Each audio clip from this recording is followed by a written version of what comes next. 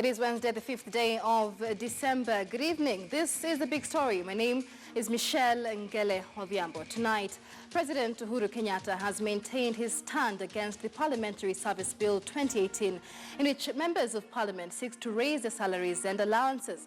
The president says he does not care if he loses the goodwill of members of parliament, but he shall side with the common Kenyan who is also against the perks. The perks that members of parliament intend to enhance are house allowances, car loans and insurance covers. Last month, the president rebuked the legislators, accusing them of always increasing their pay without considering the welfare of their electorate. The bill that is meant to anchor the remuneration of legislators in law is set to be passed tomorrow. The MPs have vowed to defy the president, saying what they are legislating in the bill is just a mere formalization of their pay. Najua wengine watakasirika na mimi kutoka Ngige nimekuja hapo Kiambu nimekuja. Kuna mambo mengine watu wanajaribu kupitisha huko bunge, na mimi vile nimesikia wananchi wakisema, wanasema wamechoka na hii mambo ya viongozi kujiongeza mshahara.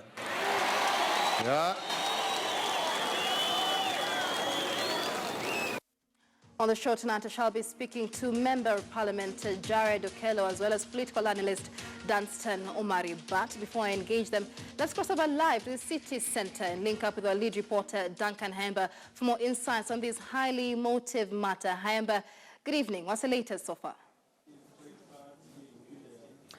Good evening, Michelle. Yes, the latest so far is what we've heard from the head of state, President Uhuru Kenyatta, actually warning members of the National Assembly that he has had murmurs that they might be getting politically naughty or cheeky to sneak in some, or rather to sneak in some what the issues that they feel they are beneficial to them, and then have them passed before they go on recess until February.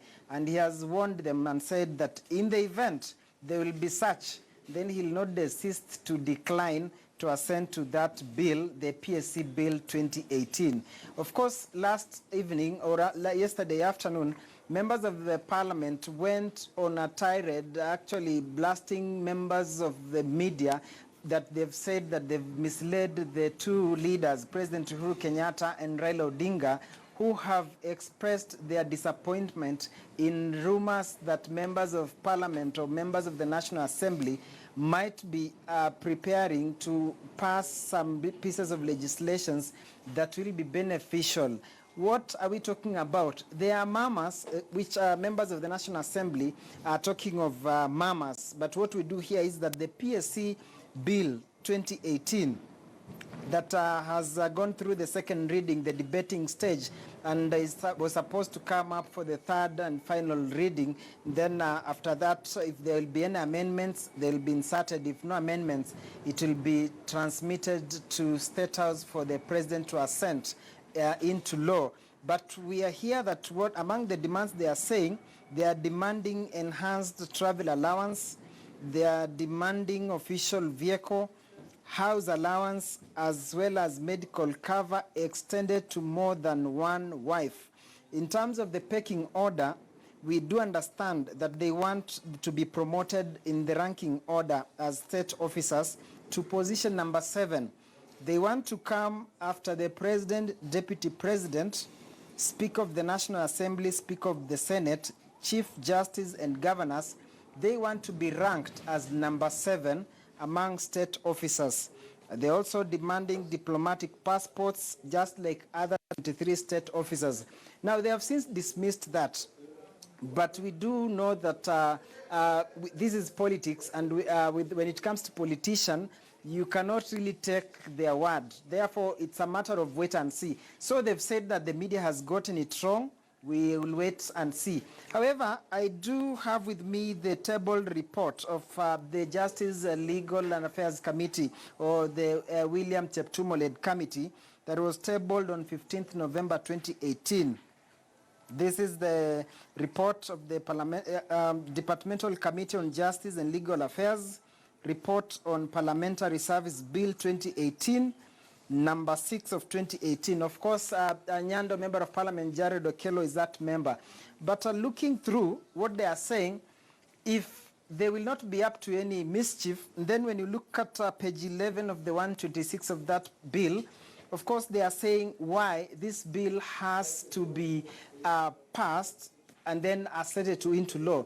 They are saying that according to the bill, as far as it stands, the current Parliamentary Service Commission is obsolete because we are operating with the Parliamentary Service Commission Act of 2000, which only recognizes one house, that is the National Assembly. And then remember that we are under a new dispensation where we have a bicameral parliament, and therefore they are saying this bill that is already behind schedule needs to be enacted and actually needs to be effected or implemented as a necessity so that they can align the current state of parliament with the current constitution. We are in a bicameral parliament, and therefore it needs to be aligned with the 2010 constitution to cease operating under the Parliamentary Service Commission Act of 2000. This basically means that right now, any Omkia Omtata of this country can move to court and challenge how come we have individuals in the name of senators that have been drawing salaries, they've been enjoying other allowances, yet the act that they are still operating under is the Act of 2000, which only recognizes the National Assembly. So as far as things stand, it means that the Senate, or those individuals in the Senate, 67 of them, 47 elected and 20 nominated, they are strangers before the act. And therefore the Cheptumo Committee is saying there is need to have this bill of 2018 implemented, passed, enacted, and implemented or operationalized in order to align the current state of affairs as far as the parliament is concerned. As I've said, the act that we have only recognizes one house, yet we have two. But when you cross over to page 114 of 126, now that is where they are coming out with their guns blazing in demanding for the diplomatic passports. They've listed 23 public officers or state officers that are enjoying diplomatic passports with their spouses, their children. I mean, the president, the family, their spouses and their children. And therefore they are saying, if I might read just a bit, it says the committee has observed with concern that members of parliament had been conspicuously omitted from the list of more than 23 state officers and their spouses entitled to diplomatic passports. The omission is discriminatory against members of parliament in light of the functions of parliament as set out in the constitution. They are saying clause 48 of the bill seeks to remedy this situation. So they are demanding diplomatic passports. But you know where this whole issue is raising heat, we know what Budalangi Member of Parliament is trying to move in terms of enhanced medical cover. For instance, he has proposed that if you have more than one spouse, if you, what I will call, you are running a multi-party democracy in your home, you have more than one wife, then also all those other wives must also enjoy the same cover. It should not be limited to one. That is what Rafael Wanjala is trying to push. And therefore, if such demands that they are demanding for diplomatic passports, then it means if you have one wife or two wives or 5 or 7, they will also have to be actually allowed to have diplomatic passport. But they are saying, just like the other 23 state officers, because they are saying as it stands, they've been discriminated upon. So perhaps these are some of the issues that the president says he will be keen. Just in case they've done some political mischief, he will not be assenting, he will not be ascending actually into law that particular bill once it is passed by the National Assembly. However, there is also room to that because after the National Assembly, the same bill will be transmitted to the Senate, and senators will also have their day to do that. So perhaps the president has just fired a warning shot but after the National Assembly, it will still move to the Senate. Then the Senate will also do the necessary deliberations, the justice that concerns the bill, because we are talking of a bicameral House, and then now they'll go back to the National Assembly. Over to you, Michelle. All right, many thanks, solid reporter Duncan Haemba there. Just breaking down the contents of the Parliamentary Service Bill 2018, which is expected to be passed overwhelmingly tomorrow by all the 349 members of Parliament. In studio with us is a Member of Parliament, Jared Okello. Many thanks for joining us on the big story tonight. President Uhuru Kenyatta has made it clear that he will not assent to the bill that will see the members of Parliament enjoy, among other things, rent-free housing, a government vehicle and an expanded medical cover. But members of Parliament are accusing the media of misleading both the President and the public. Make it clear for us, why are members of Parliament asking, what are members of Parliament asking for specifically? Well, thank you very much, Michelle. I'm glad to see my brother Danston Omari. I was just thinking about him this morning. So it is true that when you think about an angel, you see him the same day. So I'm glad to debate this alongside him. But, you know, first things first. The President has the constitutional prerogative to either assent to a bill or to bring it back to Parliament with reservations, or to wait for 2 weeks, upon which, when it elapses, it automatically becomes law. So whatever pronouncement the President has made today is very much in line with his constitutional mandate.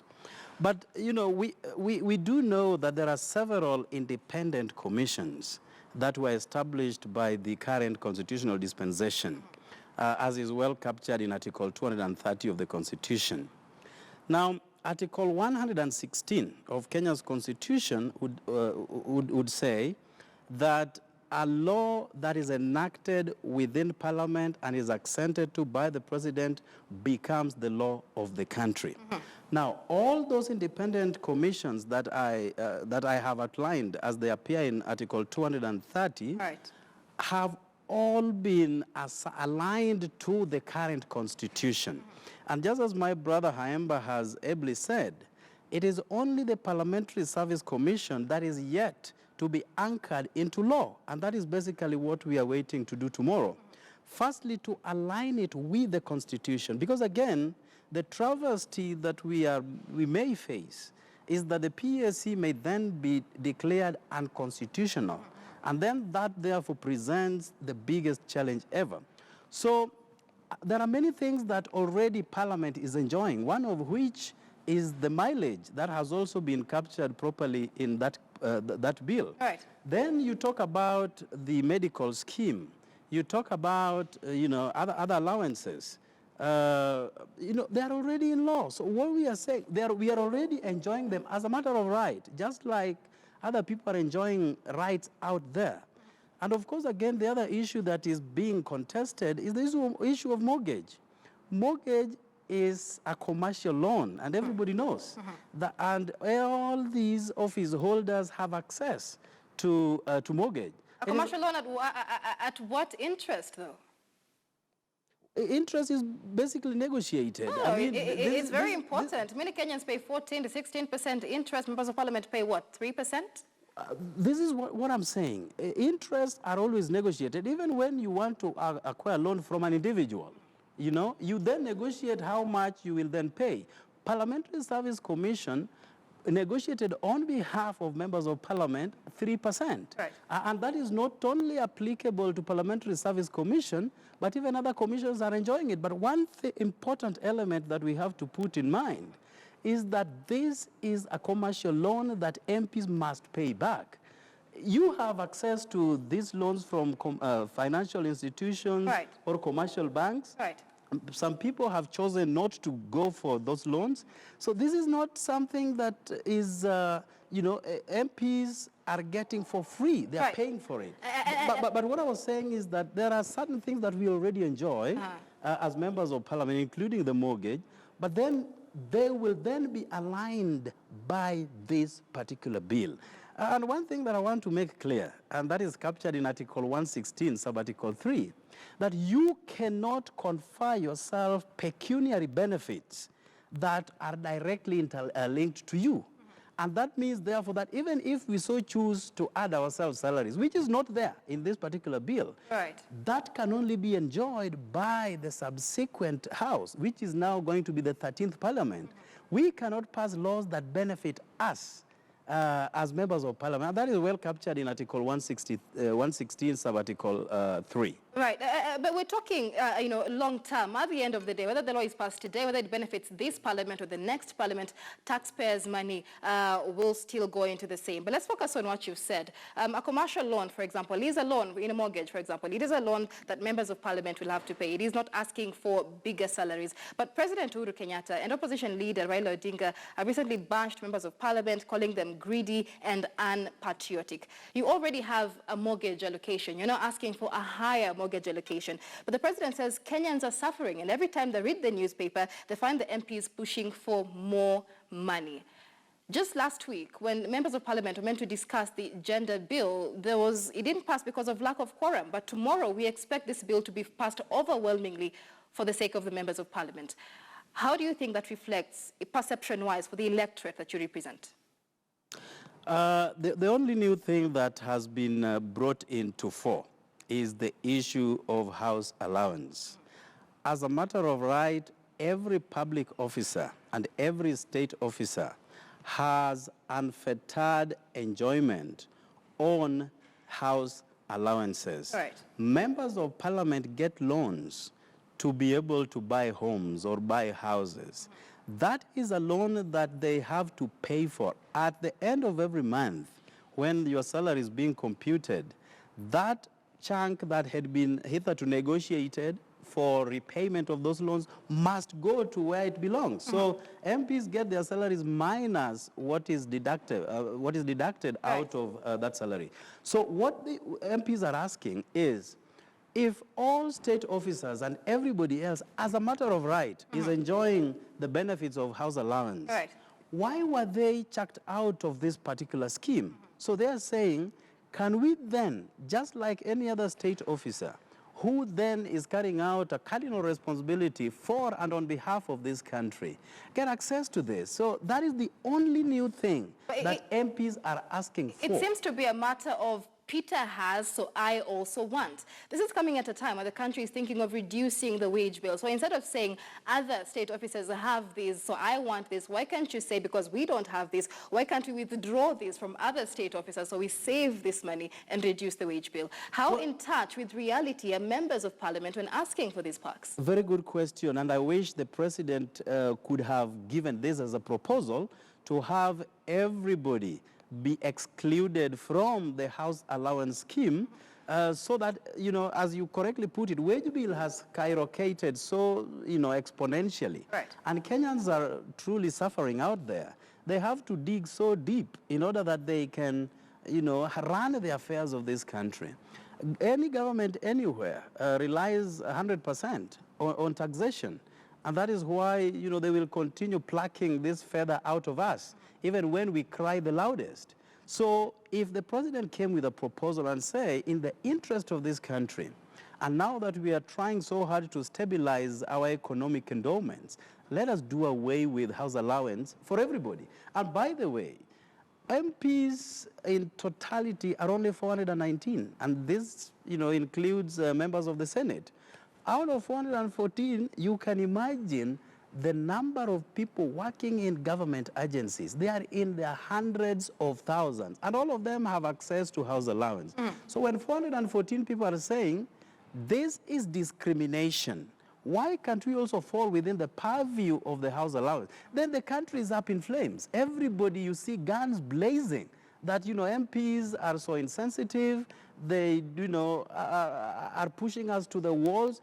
Only 414, but when hundreds of thousands of people have access to this, no one questions. And remember, Michelle, in the last dispensation, the president himself came out with his deputy, William Ruto, and said that because of the, gigantomous wage bill, we are going to reduce our salaries. That is what he said. Right. And he even said that, cabinet secretaries, undersecretaries, directors of various government departments will also take a salary cut.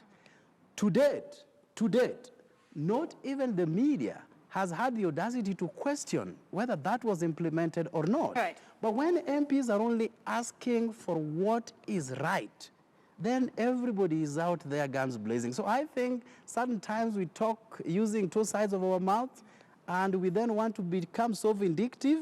But I want to talk to you as a member of parliament representing Nyando constituency, that if members of parliament will engage in something that is unconstitutional, I have read that bill, I have not seen any, but if I will be introduced to a new phenomenon, a new unconstitutional clause in that bill, I will be the first person to reject it. Right. But so far, I haven't seen any, Michelle. Right. Members of parliament have accused the media of distorting the bill to the public, the president, as well as opposition leader Raila Odinga. So perhaps maybe in making it clear for us, the parliamentary service bill passed through the second reading last week. If successful tomorrow, it means that members of parliament will have to stop the Salaries and Remuneration Commission from determining and reviewing their salaries. Who then takes the same mandate? Are we expecting parliament to determine its own pay? Article 230 of our constitution that talks about Salaries and Remuneration Commission gives the responsibility of determination of salaries by state officers only to that single body, which is SRC. No one else can determine his or her salary when you're working with the government. And there are many parameters governing this. We have to look at the GDP of our country.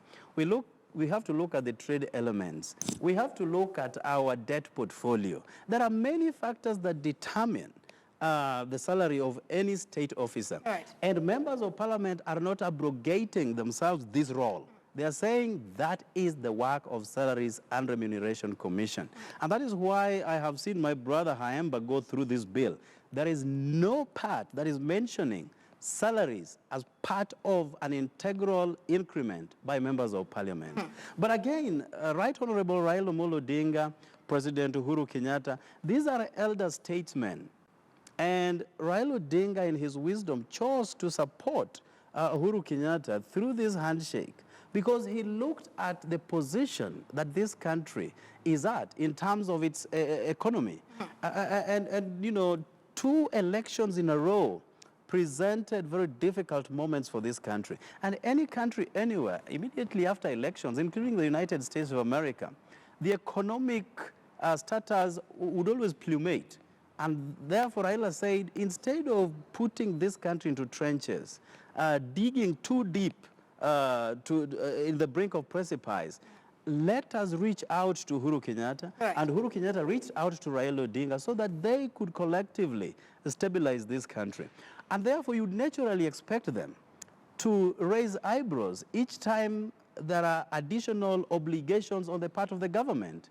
But I think going forward, the president has wonderful handlers, wonderful advisors, economists, who can go through any document with a tooth comb and tell him with certainty that this is not salary increment by members of parliament. And I hope tonight they will go through that. And when it dawns tomorrow, before this bill is presented before the House for adoption or for passage, that they shall have a broad and clearer picture. And when the bill goes before the president for assent, he will not flinch. He will do it as soon as is feasibly possible. Right, but I mean, we've heard him speak, and he's been very categorical on his stand on that. But let's wait and see tomorrow. There are those who say, just before we take a break there, that the real intention of this bill is to destroy the Senate and alter House leadership, because the Constitution describes Parliament as the National Assembly and the Senate, both of whom have shared, shared leadership and administration in the same House. Now, those who argue that passing this bill will politicize the parliamentary service by creating a situation where each parliament, the National Assembly and the Senate, exit and enter with their own senior staff. All right, we do apologize for that. Let's take a short break on the big story. We'll be back shortly with this conversation.